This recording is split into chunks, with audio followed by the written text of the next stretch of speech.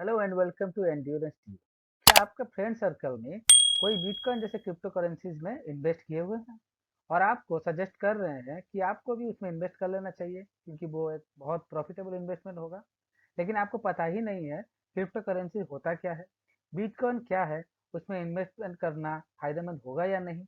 आपका ये सारा सवालों का जवाब आपको इस वीडियो के अंदर मिल जाएगा, तो वीडियो को बिना स्किप किए हुए एंड तक देखते रहिए।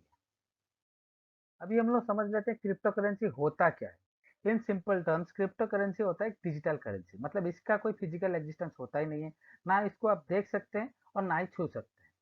ठीक है। और इसका जो रिकॉर्ड मेंटेन होता है वो डिसेंट्रलाइज सिस्टम में होता है। मतलब डिसेंट्रल सिस्टम होता क्या है, अब समझ लेते हैं। डिसेंट्रल सिस्टम होता क्या है, जैसे हर एक देश का जो मॉनेटरी पॉलिसी होता है उसको कोई एक सेंट्रल बैंक कंट्रोल करता है। जैसे इंडिया में सेंट्रल बैंक कौन है? आरबीआई। आरबीआई सारा मॉनेटरी पॉलिसी देखते हैं, तो पूरा मॉनेटरी पॉलिसी का कंट्रोल जो है वो आरबीआई के पास है। तो ये एक हो गया सेंट्रलाइज सिस्टम का एग्जांपल, मतलब सेंट्रली कोई कंट्रोल करता है इस चीज को, किसी के पास ये कंट्रोल है। लेकिन क्रिप्टो करेंसी में किसी का कंट्रोल नहीं है, सारा इंडिविजुअल कंट्रोल सबके पास ही है, कोई सेंट्रल इसको कंट्रोल नहीं करता इसको, इसलिए इसको डिसेंट्रलाइज सिस्टम बोला जाता है। ठीक है। इन सिंपल टर्म ये एक कंप्यूटर कोड है और कुछ नहीं है। इसको और अच्छे से समझने के लिए हमको दो चीज समझना जरूरी है, एक हो गया ब्लॉकचेन, दूसरा है क्रिप्टोग्राफी। अब ये ब्लॉकचेन होता क्या है? ब्लॉकचेन एक सिंपल डेटाबेस होता है।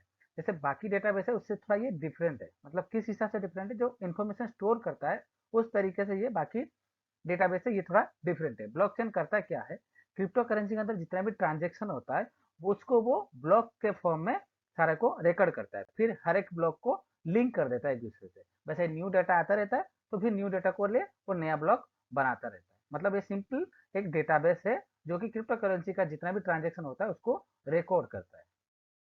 अभी समझ लेते हैं क्रिप्टोग्राफी होता क्या है।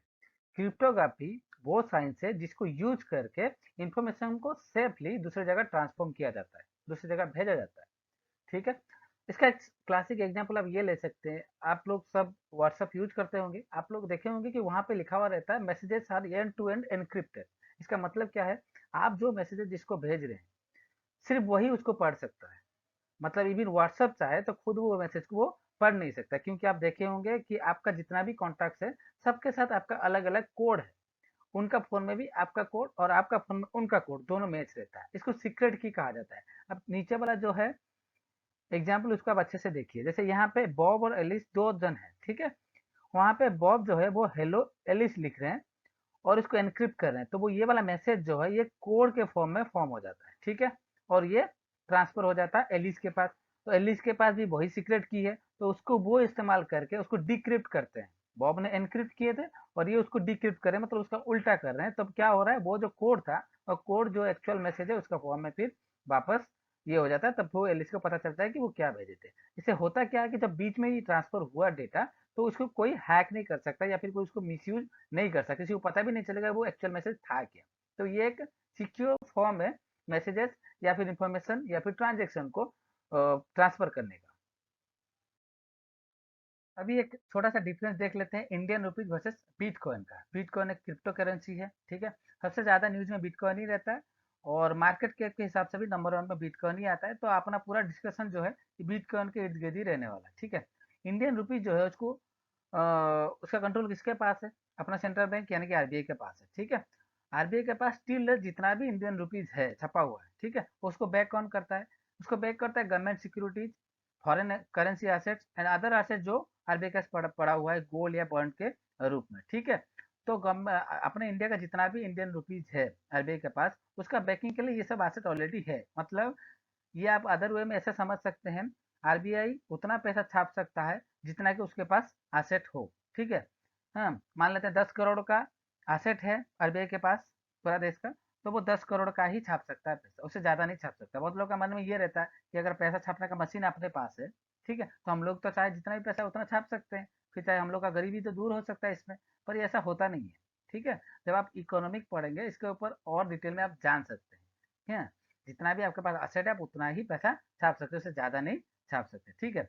इसके ऊपर डिस्कशन आप इकोनॉमी पढ़ेंगे तब आपको पता चल जाएगा, इसके डिटेल में हम लोग डिटेल में नहीं जा रहे हैं। ठीक है। अब बिटकॉइन को बैक कौन करता है? जैसे इंडियन रुपीज को बोल कि ये सारा एसेट आपको बैक करता है, बिटकॉइन को बैक कौन करता है? इसको कोई बैक नहीं करता, ये सिर्फ पब्लिक ब्लॉकचेन के ऊपर ही चलता है। पब्लिक का डिमांड बढ़ गया बिटकॉइन को लेके तो इसका वैल्यू भी बढ़ जाता है, डिमांड गिर गया तो इसका वैल्यू भी गिर जाता है। तो इसका कोई भी बैकिंग है ही नहीं। अभी देख लेते हैं ये बिटकॉइन काम कैसे करता है। ठीक है, अगर सपोज मान लेते हैं आपके पास कोई बिटकॉइन पड़ा हुआ है, मतलब आप बिटकॉइन में इन्वेस्ट किए हुए हैं और आपको कोई ट्रांजेक्शन करना है, जैसे आप यूपीआई में ट्रांजेक्शन करते हैं वहाँ पे भी वैसे यूपीआई जैसे इंटरफेस बना हुआ है। कॉइन स्विच कुबेर के नाम पे एक ऐप भी है जिसे आप ये खरीद सकते हैं, बेच सकते हैं, कोई भी ट्रांजेक्शन कर सकते हैं। तो उसे क्या है कि वैसे आपको आपके पास बिटकॉइन है, आपको किसी को ट्रांसफर करना है, आप ट्रांसफर कर दीजिए, आपको पैसा मिल जाता है। ठीक है, फिर दूसरे के पास जो बिटकॉइन किया वो चाहे तो आगे कर सकते हैं। ऐसे ये पब्लिक वाइज ये ब्लॉकचेन के हिसाब से चलता रहता है ट्रांजेक्शन। ठीक है, डिजिटल वॉलेट के थ्रू, और ये ऐसे चलता रहता है। ठीक है, ये नॉर्मल जैसे ट्रांजेक्शन होता है वैसे ही होता रहता है। इसके लिए वो जो कॉइन स्विच कुबेर है वो आप चेक कर सकते हैं अगर आपको आप इसमें इंटरेस्टेड हैं तो। अभी हम लोग ये देख लेते हैं क्रिप्टो करेंसी कितना तरह का अवेलेबल है, और आप सुन के हैरान हो जाएंगे। अभी अप्रोक्सीमेटली 5,000 से ऊपर क्रिप्टो करेंसीज हैं, मार्केट में एग्जिस्ट करते हैं, जिनका मार्केट कैपिटलाइजेशन 200 बिलियन डॉलर से भी ज्यादा है। ये भी 2020 का डेटा है। ठीक है, अभी तो ये बहुत बढ़ गए होंगे।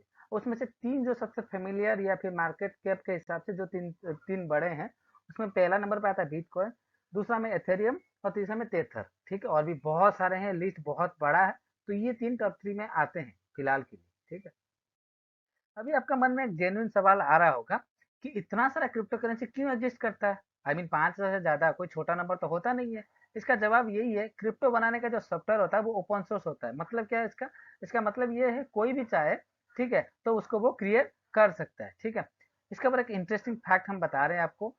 अभी रिसेंटली न्यूज में था, कोई अगर ये इन्वेस्टमेंट रिलेटेड फील्ड से रिलेट करता है, अगर न्यूज रिलेटेड पढ़ते हैं तो उसको पता होगा कि डॉज कॉइन नाम का एक क्रिप्टो करेंसी बहुत न्यूज में था रिसेंटली। ठीक है, और डॉज कॉइन के ऊपर एक कुत्ता का पिक्चर भी है। ठीक है, तो इसको दो टेकी बनाए थे जिनका नाम था बिली मार्कस एंड जैक्सन पामर।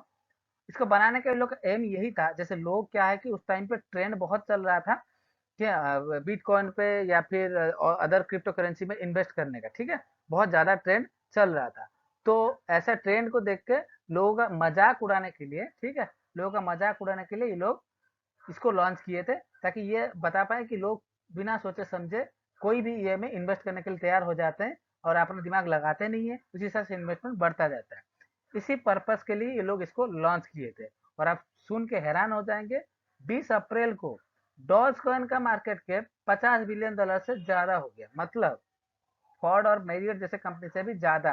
मतलब सोच के देखिए, हंसी आ रहा है सुन के कि लोग जो क्रिप्टो करेंसी उन लोगों का मजाक उड़ाने के लिए ही बनाया गया था, उस पर भी इन्वेस्टमेंट करके छप्पर फाड़ दिए, मतलब बिना सोचे समझे।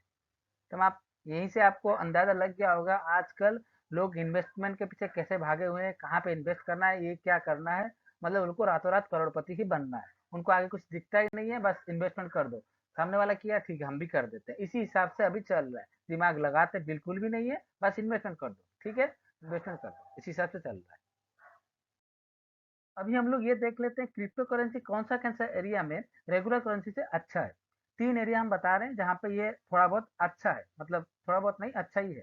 ठीक है, इसका ट्रांजेक्शन फास्टर होता है। ठीक है, और दूसरा चीज ये बोल सकते हैं ये ग्लोबली एक्सेप्टेबल है। मतलब आप अगर अमेरिका जाएंगे तब भी बिटकॉइन ही यूज होना है, इंडिया आना है तब भी बिटकॉइन, और आप कहीं पे भी चले जाए दुनिया में तो वहाँ पे बिटकॉइन ही यूज होना है। यहाँ पे एक्सचेंज का कोई झंझट है ही नहीं। और तीसरा बात ये है, जैसे हम पहले ही बता चुके हैं, इसमें कोई थर्ड पार्टी का एनवायरमेंट है ही नहीं, ये डिसेंट्रलाइज सिस्टम से ऑपरेट करता है। तो यहाँ पे जो चार्जेस वगैरह जो है ये कुछ लगता ही नहीं है। ठीक है, तो इसी हिसाब से ये थोड़ा चीपर पड़ता है। ये तीन एरिया है जहाँ पे इसको थोड़ा एज मिलता है रेगुलर करेंसी से। अब ये जेन्युइन सवाल है, क्या क्रिप्टो करेंसी कॉम्प्लिकेटेड है? बहुत ज्यादा। एक सर्वे के हिसाब से 10 में से किसी एक इंसान को क्रिप्टो करेंसी कैसे काम करता है ये समझ में आता है। ठीक है, ये सर्वे का डेटा है। ठीक है, और तीन में से कोई एक क्रिप्टो करेंसी इन्वेस्टर, मतलब जो क्रिप्टो करेंसी में ऑलरेडी इन्वेस्ट किए हुए हैं, उनको थोड़ा बहुत आइडिया है क्रिप्टो करेंसी होता क्या है। अब ये सोच के देखिए, इन्वेस्टमेंट हो चुका है फिर भी तीन में से किसी एक को पता है कि हाँ ये क्रिप्टो करेंसी होता क्या है या कैसे काम करता है। ठीक है, इसका एक इंस्टेंस आप देख लीजिए, बिटकॉइन जो है 2009 से सर्कुलेटेड हो रहा है। ठीक है, और अभी तक दुनिया को पता नहीं है बिटकॉइन बनाया किसने है। सब लोग आजमसन ही लगा रहे हैं। सबका आजमसन है कि संतोषी नाकामोटो नामक एक आदमी थे, जिनके सुपरविजन में ये बिटकॉइन सर्कुलेट होना स्टार्ट हुआ था। मतलब यहाँ से वो स्टार्ट हुआ था। मतलब अभी तक इसका कोई प्रूफ है नहीं, मतलब अभी तक ये एजम्पशन ही है।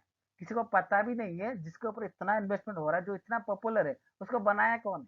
तो यहीं से आप सोच कर देख सकते हैं ये कितना कॉम्प्लिकेटेड है। लोगों को पता ही नहीं है, बस इन्वेस्टमेंट करते जा रहे हैं, करते जा रहे हैं, पता ही नहीं है इसका एग्जिस्टेंस है क्या। ठीक है। अभी आप जो ये पिक्चर देख रहे हैं, ये संतोषी नाकामोटो जी का है। ठीक है। जो अजम्पशन लगा रहे हैं सब लोग कि बिटकॉइन का फाउंडर यही है, तो इनका ये तस्वीर है। इनका एक फेमस कोट है, यहाँ पे मैं मेंशन करना चाहूंगा। If you don't believe it और don't get it, I don't have the time to try to convince you. Sorry, इसका मतलब ये है, अगर आप विश्वास नहीं कर रहे हैं या फिर आप समझ नहीं पा रहे, तो मेरे पास उतना टाइम नहीं है आपको समझाने का।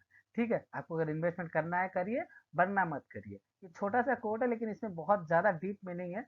अगर आप क्रिप्टो करेंसी की अभी तक समझ रहे हैं, इतना तक आप वीडियो में आ गए हैं, तो आपको वो सारा बात हम जो बताए, ये सारा ये कोड के अंदर है। अगर आप ठीक से समझना चाहें तो समझ सकते हैं। ठीक है। अभी आप जो चार्ट देख रहे हैं मार्केट कैप के हिसाब से, ठीक है, टॉप 10 क्रिप्टो करेंसी का लिस्ट है। इसमें टॉप 1 पे बिटकॉइन ही आ रहा है, दूसरा नंबर पे एथेरियम और तीसरा में तेथर। ऐसे ही ये लिस्ट टॉप 10 तक गया हुआ है। ठीक है। अभी कुछ प्रोस एंड कॉन्स देख लेते हैं बिटकॉइन का। पहले प्रोस देख लेते हैं। जैसे कि हम पहले ही बता चुके हैं, मैं क्रिप्टो करेंसीज में या फिर जैसे बिटकॉइन में कोई थर्ड पार्टी इन्वॉल्वमेंट होता नहीं है। ठीक है, इसीलिए ये ट्रांजेक्शन जो फास्टर होता है और चीपर भी होता है। दूसरा पॉइंट जो सबसे अच्छा पॉइंट है, क्योंकि बिटकॉइन जो है करेंसी डिबेसमेंट एंड इन्फ्लेशन से इफेक्ट होता नहीं है, जो सबसे अच्छा पॉइंट है। ठीक है। कॉन्स क्या क्या है?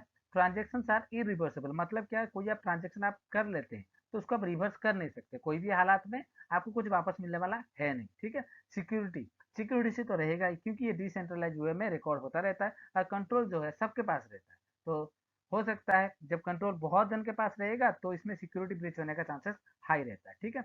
तीसरा पॉइंट है एक्सट्रीमली वोलेटाइल इन नेचर। मतलब क्या है, इस ये जो है बहुत ज्यादा फ्लक्चुएट होता रहता है। आज नीचे है तो कल बहुत ज्यादा ऊपर, कल बहुत ज्यादा ऊपर तो आज बहुत ज्यादा नीचे। इसलिए आप न्यूज में सुनते होंगे, bitcoin at all time high, bitcoin at all time low, ऐसे चलता रहता है। ये बहुत ज्यादा फ्लक्चुएट होता रहता है। ठीक है। जैसे हम पहले बोल के आए हैं, वोलेटाइल मतलब होता है फ्लक्चुएशन होना। हाँ, ठीक है।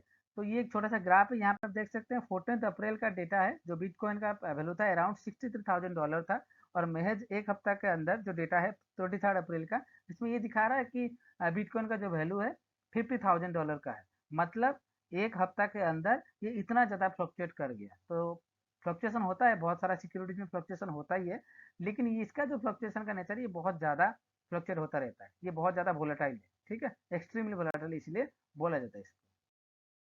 अभी अगर आप पूछेंगे कि आज का डेट में एक बिटकॉइन कितना आईएनआर के साथ इक्वल करता है, तो ये शायद फिगर आप देख के थोड़ा हैरान हो जाएंगे। एक बिटकॉइन इज इक्वल्स टू 26,24,474.39। मतलब ये बहुत बड़ा फिगर है वैसे, लेकिन आज का डेट में एक बिटकॉइन का वैल्यू इतना इंडियन रुपीज है। अभी हम लोग ये समझ लेते हैं कि बिटकॉइन इतना वोलाटाइल होता क्यों है। ठीक है। बाकी चीजों का जैसा बिटकॉइन भी डिमांड एंड सप्लाई के ऊपर बेस्ड है। ठीक है। जब डिमांड बढ़ता है तो प्राइसेस बढ़ जाता है, और जब डिमांड घटता है तो प्राइसेस घट जाता है। जनरली होता है क्या, जब पैसा मतलब प्राइस बढ़ जाता है बिटकॉइन का, तो लोगों को लगता है कि अब बेच देना चाहिए बिटकॉइन और पैसा ले लेना चाहिए।